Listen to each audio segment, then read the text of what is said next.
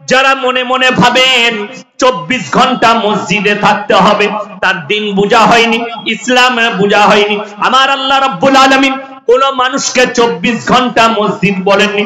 আমার আল্লাহ রাব্বুল আলামিন বললেন, ইয়া আইয়ুহাল্লাযীনা আমানু ইযা নুদিয়া লিস-সালাতি মিন ইয়াউমিল জুমআ ফাসাউ ইলা যিকরিল্লাহি ওয়া যারুল বাই' যালিকুম খায়রুল লাকুম ইন কুনতুম তা'লামুন।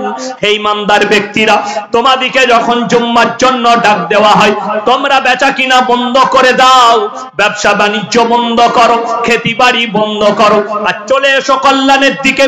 মসজিদে আল্লাহর ঘরে ছুটে এসো। যখনই আজান হবে সবকিছু বন্ধ করো আর আল্লাহর ঘরে প্রবেশ করো। কতক্ষণ থাকবেন?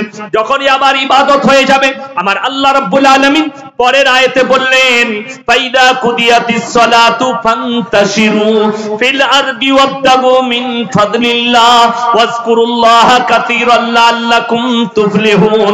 হে আমার বান্দারা, আবার যখন নামাজ আদায় হয়ে যাবে, আবার তোমরা হালাল রুজির সন্ধানে পৃথিবীতে ছড়িয়ে পড়ো।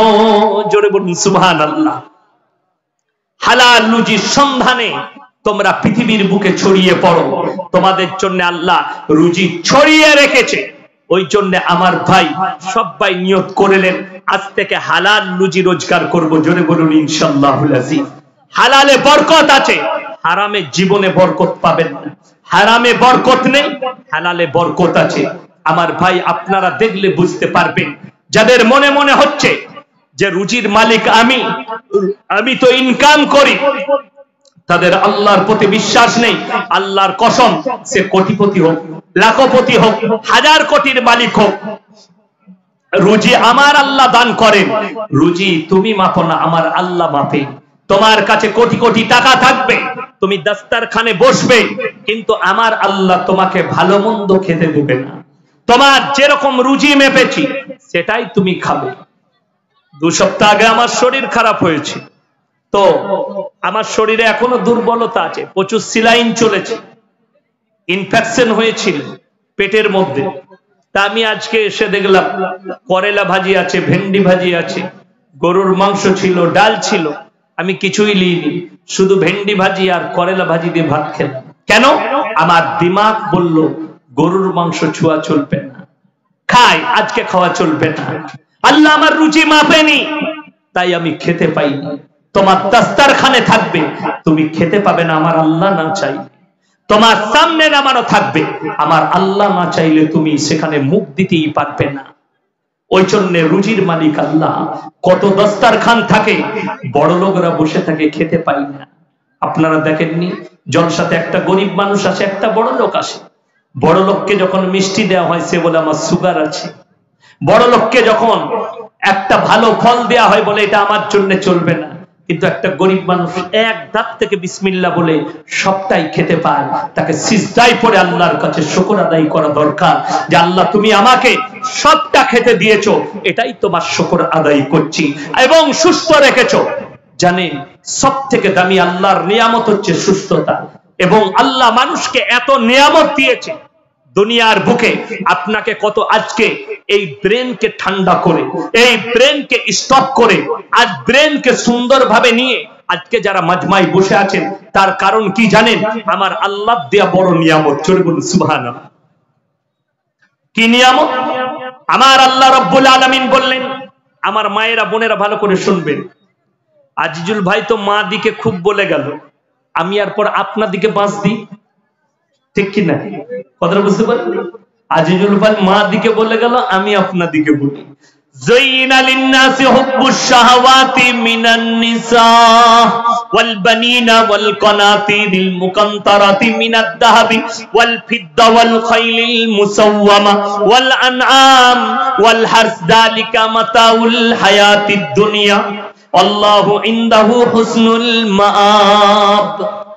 যায়িনা লিন-নাসি হুব্বুশ শাহাওয়াতি মিনান নিসা। হে আমার বিশ্ব নবী, পৃথিবীর মানুষকে আমি যে সবথেকে দামি নিয়ামত দিয়েছি সেটা হচ্ছে স্ত্রী। নিসা মানে মেয়ে, নারী, সবথেকে দামি নিয়ামত দিয়েছি। বিবির সঙ্গে ঝগড়া হলে কি হয়? একদিন ঝগড়া হয়েছে, এই বেরিয়ে যা তুই ঘর থেকে, আমি চলে যাচ্ছি বাপের বাড়ি। ছেলে কি বলে? বেরো এখান থেকে। গুটি পাটি নিয়ে চলে গেল বাপের ঘর। একদিন কেটে গেল, 2 দিন, 3 দিন, 4 দিন, 5 দিন কেটে গেছে। রাতের বেলায় আর কিন্তু ঘুম আসছে না। রাত 12টার সময় খালি বউকে মিস কল মারছে, ফিচিক ফিচিক করে। বউ, মিস কল মারছো কেন? ওইরকম করে রাগ করছো কেন? মাল একদম ঠান্ডা। 5 দিনে মিজাজ দেখাচ্ছিলি যে কেন? বিবি আল্লাহ এত বড় নিয়ামত দিয়েছে। যাদের বউ থাকতে বউ মারা গেছে তাদেরকে জিজ্ঞেস করো আল্লাহর কত বড় নিয়ামত। 4টা বেটা থাকবে, 4টা বৌমা, তারা বলবে আব্বা অসুবিধা নেই, আমরা খিদমত করব। আরে বুকা, সব খিদমত করবি, তোর বউরা সব করবে, কিন্তু রাতের বেলায় অন্ধকারে রাত 10টার সময় তোরা বিবিকে নিয়ে ঢুকে পড়বি এক কোণে। বুড়ো মানুষ এক জায়গায় কোণের ঘরে পড়ে থাকবে। রাত্রে যদি কারেন্ট চলে যায় আর প্রস্রাব লাগে, বিছানায় মুততে হবে, না হলে ঘরের কোণে। আর বিবি যদি থাকতো, আপনাকে চিন্তা করতে হবে না, বাইরে যেতে হবে না, বালতিটা এনে দিচ্ছি, বালতিতে মুতে, স্লিপচিটা এনে দিচ্ছি, স্লিপচিতে মুতে। দেখবেন অনেক ছেলের অ্যাক্সিডেন্ট হয়ে হোক যে কোনো কারণে পা ভাঙে না, ভাঙে না, ভাঙে না, ঘরে পড়ে আছে, পেশাব লেগেছে, বউকে বলছে ওরে বাবা রে উঠতে পাচ্ছি না গো। ও বউ বলছে চিন্তা করো না, তুমি বসে থাকো, বালতি এনে দিচ্ছি। ও হযরত, ওইখানেই বসে বসে চালিয়ে দিলে বালতিতে, বউ ফেলে আসছে, কোনো অসুবিধা নাই। আর বউয়ের যদি একবার পা ভাঙে, বউ যদি বলে চলতে পাচ্ছি না গো, চলতে পারছো নাকি, হাতটা টেনে নিয়ে গিয়ে পায়খানা করে বসিয়ে দিবে।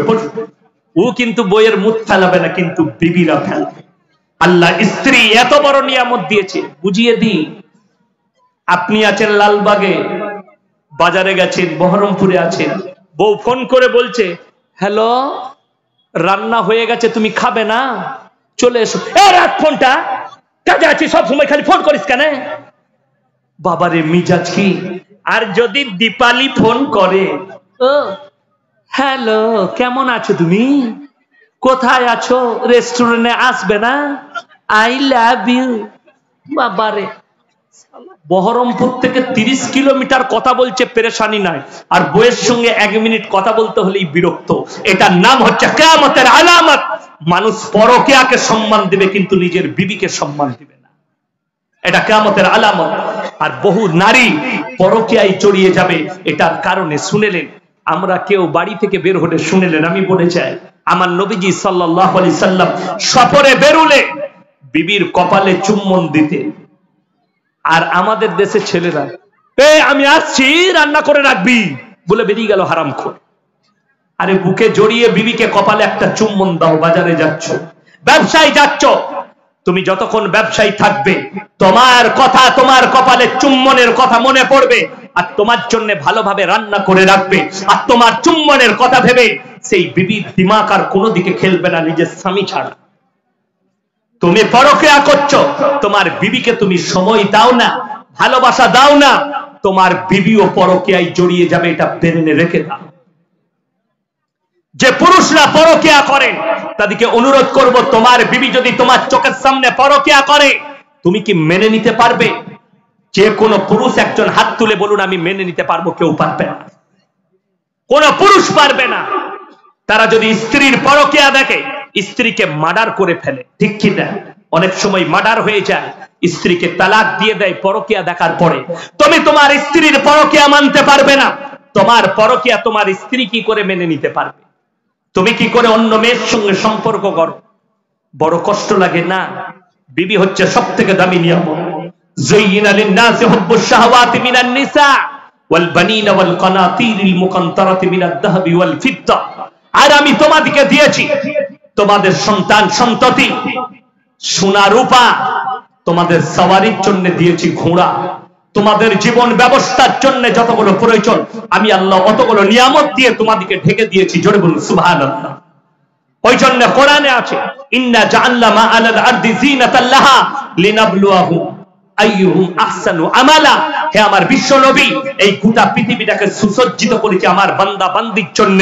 আমি খালি একটা জিনিস চাই, আইয়ুকুম আহসানু আমালা, তাদের কাছ থেকে খালি ভালো আমলটা চাই। সকলে নিয়ত করেন আজ থেকে ভালো আমল করব। জোরে বলুন ইনশাআল্লাহ। আমার ভাই, আমার মায়েদিকে বলবো তোমরা নামাজি হও, মুসল্লি হও, দিনদার হও, হালাল পথে চলনে वाला হও। আমি যুবক ভাইদিকে বলবো, বেঈমান কাফেরদের আখলাক নিও না। আজকে কষ্ট এক জায়গায়, আজকে মুসলমান নিজের আখলাক ছেড়ে বেঈমান কাফেরদের আখলাকে আকৃষ্ট হচ্ছে। এই মাসটা কি চলছে? ফেব্রুয়ারি, ঠিক কিনা? এরপরে কি আসবে? মার্চ, তারপরে আসবে এপ্রিল। মার্চ চলছে না, এরপরের মাসের নাম কি হবে? এপ্রিল। এপ্রিল মাস আসবে। আমার বহু যুবক যুবতী যারা স্কুল কলেজে পড়াশোনা করে, তারা স্কুলে যাবে এপ্রিল ফুল পালন করতে। এপ্রিল ফুল পালন হয় না? হয় না? হে আমার যুবক যুবতী, কলেজের যারা স্টুডেন্ট আছেন, যারা স্কুলের স্টুডেন্ট আছো, যারা হাই স্কুলের স্টুডেন্ট আছো, তুমি তোমার প্রফেসরকে জিজ্ঞেস করো, তুমি তোমার হাই স্কুলের হেডমাস্টারকে জিজ্ঞেস করো, স্যার এপ্রিল ফুল তো পালন করব, কিন্তু আপনি বলতে পারবেন এপ্রিল ফুলের ইতিহাস কি? হয় তোমাকে মিথ্যা কথা বলবে, তা না হয় তার দিমাগে হিম্মত হবে না তার দিলেতে তোমার কাছে সত্যটা প্রকাশ করি। এপ্রিল ফুল ওই দিনটাকে বলা হয় যেদিনে মুসলমানদের রক্তর হুলি খেলা হয়েছিল স্পেনে। স্পেনটা ছিল মুসলিম রাষ্ট্র, ওই জায়গায় মুসলমানদের হুলি খেলা হয়েছিল 1 এপ্রিল। মুসলমানদেরকে মিথ্যা বলে ঠকিয়েছিল ইহুদিরা। সেদিন থেকে দখল করে সেখানকার মাদ্রাসা মসজিদ গুলো মদের বার, আর সেখানে মদের দোকান করে রেখে দিয়েছে মসজিদ গুলো স্পেনে। আজও বহু মসজিদ মদের বার হয়েছে, বহু মাদ্রাসাকে পতিতালয় বানিয়ে দিয়েছে তারা, মুসলমানদেরকে ধোকায় মেরে। তারিখটা ছিল 1 এপ্রিল। সেই দিন থেকে ইহুদিরা পরব চালু করেছে ঠকাঠকির। আমরা আজকের দিনে মুসলমানদেরকে ঠকাতে পেরেছি এবং কামিয়াবি লাভ করেছি। আজকে মুসলমানদের যুবক যুবতীরা, এই হারামখোররা, তারা এপ্রিল ফুল পালন করে আর নিজেকে মুসলমান বলে দাবি করে। আল্লাহর কসম, তোমার বাপ যদি 5 ওয়াক্তের নামাজি হয় আর তুমি যদি এপ্রিল ফুল পালন করো, তুমি জান্নাতে যাবার রাস্তা খুঁজে পাবে না। আল্লাহর কসম, তুমি বেঈমান কাফেরের সঙ্গে উত্তোলন হবে কিয়ামতের দিনে। মুসলমানদের ছেলেরা 1 জানুয়ারি পালন করে, এপ্রিল ফুল পালন করে, 14 ফেব্রুয়ারি ভ্যালেন্টাইন ডে পালন করে। তোমরা এগুলো কোথা থেকে পেলে? আল্লাহ কোরআনে বললেন, গায়রিল মাগসুবি আলাইহিম ওয়ালা দাল্লিন। মাগসুব মানে ইহুদি আর দাল্লিন মানে নাসারা। এই দুটো দলই পদভ্রষ্ট এবং এদের যারা অনুসারী হবে তারাও পদভ্রষ্ট হয়ে যাবে। আপনার ছেলে যদি 1 জানুয়ারি পালন করে, আল্লাহর কসম পদভ্রষ্ট। আপনার ছেলে যদি এপ্রিল ফুল পালন করে, আপনার ছেলে মেয়ে পদভ্রষ্ট। আপনার ছেলে যদি 14 ফেব্রুয়ারি ভ্যালেন্টাইন ডে, আমরা বলিনি, ভারতের যতগুলো অনলাইন সংস্থা আছে, পশ্চিম বাংলার অনলাইন সংস্থারা বলছে, তারা রিপোর্ট দিয়েছে সরকারকে, একদিনে খালি 14 ফেব্রুয়ারি গোটা পশ্চিম বাংলা জুড়ে 7 লাখ খালি নিরোধ বিক্রি হয়েছে কন্ডম। সেটা কিনেছে কারা? বেশিরভাগ যুবক আর যুবতীরা কিনেছে। সেখানে বেশিরভাগ কিনেছে স্কুল কলেজের পড়ুয়ারা, নিজেদের জীবনকে পণ্য করার জন্য তারা ব্যভিচারে লিপ্ত হয়ে। আমার ভাই, আপনাদের জানা নেই, সব থেকে বড় পশ্চিম বাংলার বিষাক্ত ভাইরাস ছড়িয়েছে মুর্শিদাবাদে। এই ভাইরাস আমার বর্ধমান জেলাতেও নেই, অতটা যতটা ছড়িয়েছে মুর্শিদাবাদে। সেটার নাম হচ্ছে সমকামী। সেই সমকামী ছড়িয়েছে মুর্শিদাবাদের মাটিতে। আমি মুর্শিদাবাদের কলেজ ইউনিভার্সিটি ছেলে মেয়েদিকে বলতে চাই, তুমি যদি মনে করো এই মৌলবীর কথা বিশ্বাস করবে না, করো না। ইসলামের ইতিহাস গুলো তোমার জানা মতো কোন মৌলবীকে জিজ্ঞেস করো, কোরআনকে স্টাডি করো। কোরআনে আল্লাহ তাআলা স্পষ্ট বলেছেন, এই পাপের কারণে আল্লাহ তাআলা একটা নবীর কওমকে রুটির মতো পাল্টিয়েছেন। সেই নবীর নাম হচ্ছে হযরতে লূত নবী। এই পাপের কারণে তার কওমকে ধ্বংস করে দিয়েছেন, তার বিবিকে জাহান্নামী ঘোষণা করে দিয়েছেন। আল্লাহর কসম, হে আবার যুবক যুবতীরা যারা সমকামিতায় লিপ্ত আছো, তারা ইস্তেগফার করো, তারা কালমা পড়ে নাও, তারা আল্লাহর কাছে কাঁদো আর ইস্তেগফার করে ফিরে এসো। তা না হলে শোনো, হযরতে লূত নবীর বিবি জাহান্নামী, আল্লাহ লাকির টেনে দিয়েছেন, এটা আর তার নবীরা, সেই নবীরা ফিরাতে পারবে না। হযরতে নূহ নবীর বিবি জাহান্নামী, আল্লাহ কোরআনে লাকির টেনে দিয়েছেন, এটা আর ফিরবে না। তারা নবী হওয়ার পরেও তাদের বিবিদিকে আর জান্নাতে নিয়ে যেতে পারবে না। আল্লাহ জাহান্নামী ঘোষণা করে কোরআনে লাকির টেনে দিয়েছেন। আমার ভাই, আমার মায়েরা বোনেরা, যারা সমকামী হবে তারা জাহান্নামের উত্তর অধিকারী হবে। তোমরা মনে করো না এই তোমাদের পাপের কারণে গোটা মুর্শিদাবাদ জেলাকে গঙ্গার ভেতরে আল্লাহ ভরে দিতে পারেন, আটকাতে পারবে না। তোমাদের পাপের কারণে তোমাদের কওম, তোমার গ্রাম আল্লাহ গঙ্গার তলায় ভরে দিতে পারে। সমুদ্রের ঢেউটা একবারে মুর্শিদাবাদে মেরে টেনে ঢুকাতে পারেন। এই পাপে যারা লিপ্ত আছো সেই যুবক যুবতীদিকে আমি অনুরোধ করে যাব, তোমরা সমকামী থেকে নিজেদিকে বাঁচাও, তোমরা এই ধরনের পাপ থেকে সরে এসো, জিনা থেকে সরে এসো। আমার আল্লাহ কোরআনে অর্ডার দিয়েছেন, ওয়ালা তাকরাবুজ জিনা ইন্নাহু কানা ফাহিশা ওয়া সাআ সাবিলা। হে আমার নবী, ব্যভিচার করা তো দূরের কথা, যে রাস্তায় ব্যভিচার হয় সে রাস্তার পাশে যাতায়াত করো না। আমি আমার যুবকদিকে বলবো, তুমি বহরমপুরে গেলে যে রাস্তায় পতিতালয় আছে সেই রাস্তায় দরকার থাকলেও যেও না, ওই দরকার অন্য জায়গায় মিটাও। যে রাস্তায় ব্যভিচার হয় সে রাস্তায় যেও না। আমি দাওয়াত দিয়েছি, আজকে আবার এই মিডিয়াদের মাধ্যমে দাওয়াত দিচ্ছি, সোনাগাছির যতগুলো মুসলিম পতিতালয়ের মেয়ে আছে আমি তাদেরকে দাওয়াত দিচ্ছি, তোমরা এসো আর কালমা পড়ো আর আমাদের মতো মৌলবীর সঙ্গে যোগাযোগ করো। আমরা তোমাদের ভালো হালাল স্বামীর ব্যবস্থা করে দেবো, হালাল লুচির ব্যবস্থা আমার আল্লাহ করে দিবেন। তোমরা ওই জায়গা থেকে পতিতালয় থেকে সরে এসো।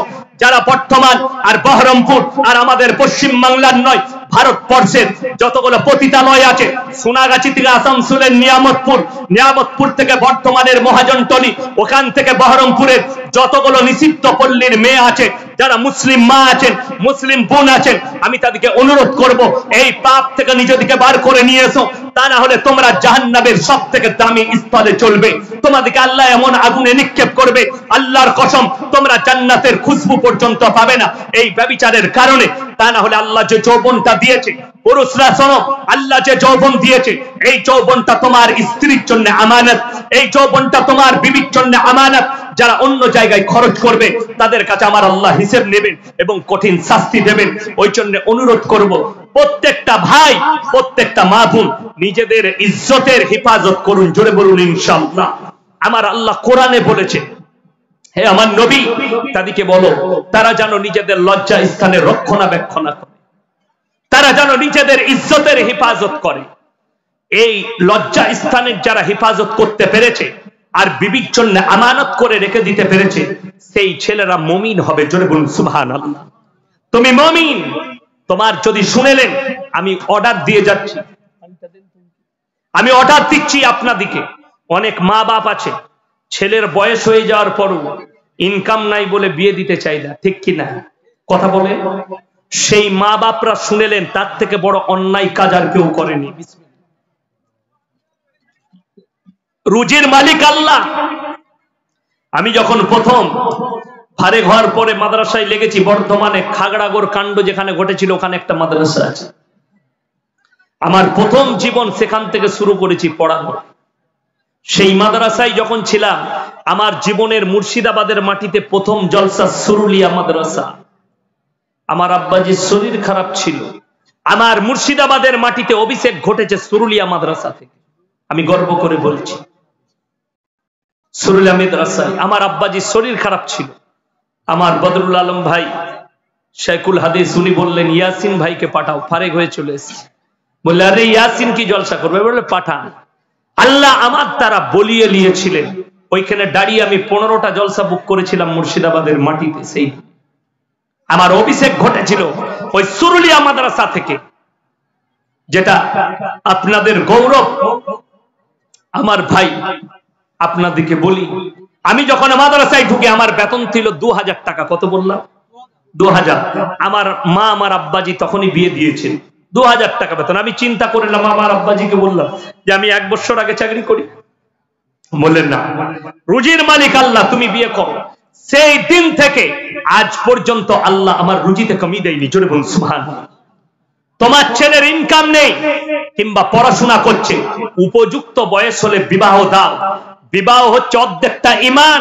সে চোখের জিনা থেকে বেঁচে যাবে, অন্তরের জিনা থেকে বেঁচে যাবে, নফসের জিনা থেকে বাঁচবে, হাতের জিনা থেকে বাঁচবে, শারীরিক ব্যভিচার থেকে বেঁচে যাবে। বহু মানুষ ছেলের ইনকাম নাই বলে বিয়ে দিতে চাই না, আর তারা খারাপ কাজ করে ফেলে। পয়সা নাই বলে মেয়ের বিয়ে দিতে চাই না। আমার মেয়ে স্কুলে পড়ছে, এখন পড়ালেখাটা করে লে তারপরে বিয়ে দেবো। আরে হারাম কর, তোর মেয়ে জিনায় লিপ্ত হয়ে যাবে বয়স হলে। তোর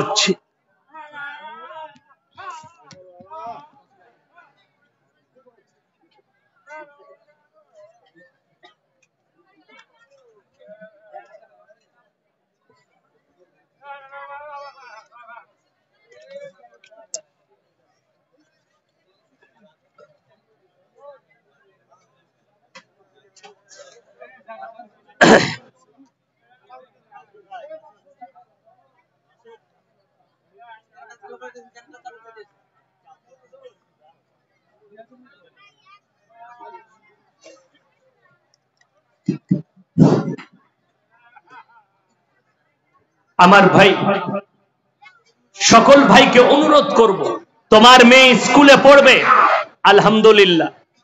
কি হলো? কোনখান থেকে? জেনারেটর থেকে? দেখুন